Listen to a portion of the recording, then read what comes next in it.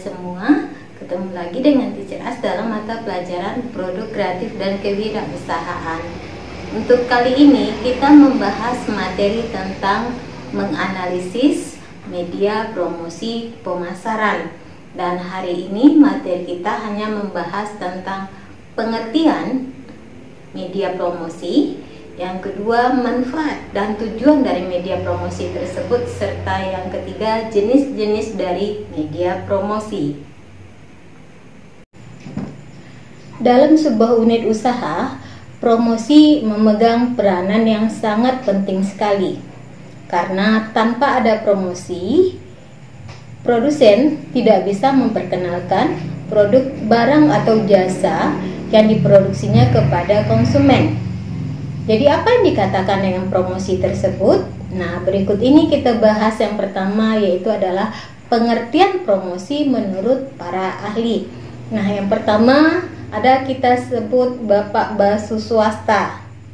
Nah, menurut beliau, promosi merupakan suatu bentuk persuasi satu arah yang dibuat untuk mempengaruhi orang lain dengan tujuan menciptakan pertukaran pemasaran.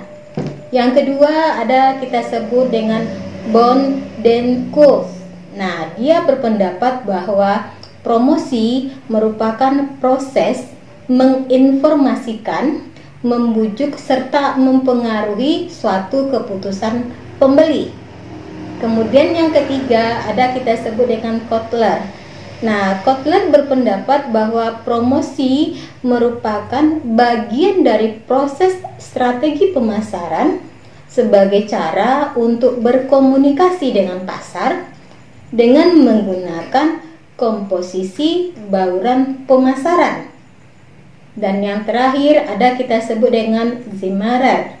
Nah, menurut Zimmerer, promosi adalah salah satu bentuk macam komunikasi yang dirancang untuk mempengaruhi pelanggan mengenai produk dan untuk mempengaruhi mereka agar mau membeli produk tersebut. Berdasarkan pengertian para ahli tadi, dapat kita simpulkan bahwa promosi adalah suatu aktivitas komunikasi yang dilakukan antara seseorang atau unit usaha dan masyarakat luas dengan tujuan memperkenalkan produk sekaligus mempengaruhi masyarakat tersebut agar membeli dan menggunakan produk tersebut. Nah, yang kedua kita masuk lagi kepada tujuan dari kegiatan promosi. Adapun tujuan dari kegiatan promosi tersebut adalah yang pertama, menyebarluaskan informasi mengenai produk kepada masyarakat dan calon konsumen.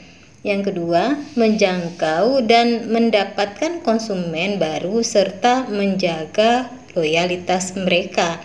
Yang ketiga, membantu menginformasikan keunggulan dan pembeda produk yang dimiliki dibandingkan dengan produk pesaing. Dan yang keempat, menciptakan citra baru dari suatu produk di mata konsumen sesuai dengan keinginan perusahaan, serta yang terakhir, mempengaruhi pendapat dan perilaku konsumen terhadap suatu produk tersebut. Sekarang kita lanjut kepada fungsi dari media promosi. Nah, adapun fungsi dari media promosi tersebut adalah yang pertama, memberikan informasi. Promosi membuat konsumen sadar akan produk baru, mendidik mereka tentang berbagai fitur dan manfaat merek, serta memfasilitasi penciptaan citra sebuah perusahaan. Yang kedua ada fungsi membujuk. Nah, media promosi yang baik akan mampu mempengaruhi konsumen untuk mencoba produk atau jasa yang ditawarkan oleh produsen. Yang ketiga ada fungsi mengingatkan. Nah, iklan menjaga agar merek perusahaan tetap segar dalam ingatan para konsumen. Saat kebutuhan muncul yang berhubungan dengan produk atau jasa yang diiklankan, dampak promosi di masa lalu memungkinkan mereka mengingat iklan tersebut hadir di benak mereka. Kemudian yang keempat ada fungsi menambah nilai.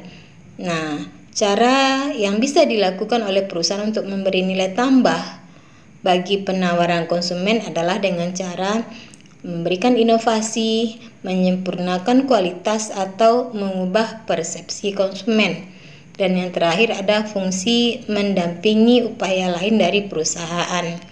Nah, iklan merupakan salah satu alat promosi yang membantu mewakili kegiatan perusahaan dalam melakukan kegiatan penjualan, mengawasi proses penjualan produk perusahaan, dan memberikan pendahuluan yang bernilai bagi wiraniaga sebelum melakukan kontak personal dengan pelanggan.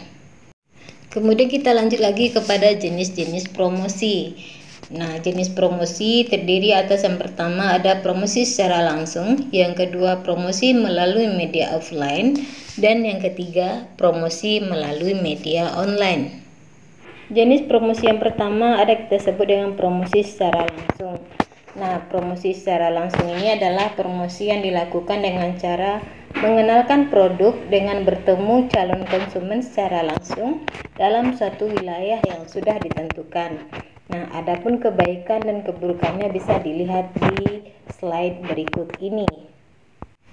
Yang kedua ada kita sebut dengan promosi melalui media offline, yaitu cara untuk mengenalkan produk dengan menggunakan media offline seperti media cetak dan media elektronik. Nah, adapun kebaikan dan keburukannya bisa dilihat di slide berikut ini. Keuntungan promosi jenis ini yaitu dapat menjangkau banyak konsumen dalam waktu lama, namun kekurangannya adalah mahalnya biaya promosi menjadi masalah bagi promosi ini. Yang ketiga adalah promosi melalui media online. Nah, promosi melalui media online ini adalah promosi yang dilakukan dengan cara mengenalkan produk, merek dan usaha melalui media digital seperti media sosial yaitu Instagram, Facebook, Twitter, blog, dan Google. Banyak pengusaha menggunakan media ini untuk mempromosikan bisnisnya karena biayanya lebih murah dibandingkan dengan yang lain serta terjangkau. Dan juga proses promosinya juga dianggap lebih mudah dan cepat. Akan tetapi para wirausaha membutuhkan kreativitas secara terus-menerus dalam berpromosi karena terdapat banyak kompetitor yang bermain di dalamnya. Nah, demikian materi kita hari ini. Minggu depan kita lanjutkan kembali. Sampai jumpa.